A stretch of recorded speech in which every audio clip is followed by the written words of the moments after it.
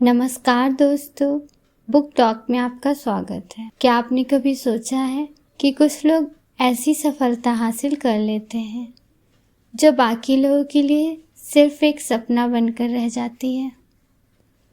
क्या वजह है कि कुछ लोग दुनिया बदल देते हैं जबकि लाखों लोग पूरी ज़िंदगी सिर्फ वही करते रहते हैं जो उनसे पहले लोग करते आए हैं? जब मैंने 0 to 1 पढ़ना शुरू किया तो मुझे लगा कि यह सिर्फ बिजनेस से जुड़ी किताब होगी, लेकिन जैसे जैसे मैं पढ़ती गई मुझे एहसास हुआ कि यह किताब सिर्फ बिजनेस नहीं बल्कि ज़िंदगी को देखने का एक नया नज़रिया देती है।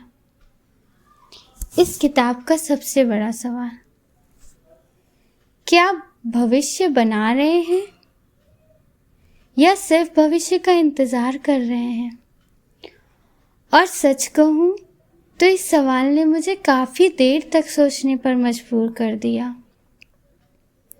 हम में से ज़्यादातर लोग एक तय रास्ते पर चलते हैं, स्कूल, कॉलेज, डिग्री, नौकरी, और फिर पूरी ज़िंदगी उसी रास्ते पर चलते रहते हैं। लेकिन लेखक कहते हैं कि अगर आप वही करते हैं जो बाकी सब करते हैं तो आपको भी वही मिलेगा जो बाकी सबको मिलता है। यहीं से 0 to 1 की असली शुरुआत होती है। लेखक कहते हैं कि दुनिया में 2 तरह की प्रगति है। पहली, जब हम किसी मौजूदा चीज़ को और बड़ा बनाते हैं, और दूसरी, जब हम कुछ ऐसा बनाते हैं जो पहले कभी नहीं था। यही फ़र्क है 0 to N और 0 to 1 में। उदाहरण के लिए, अगर आपके पास एक किताब है और आप उसकी 1000 कॉपी छाप देते हैं तो आपने एक चीज़ को बढ़ाया।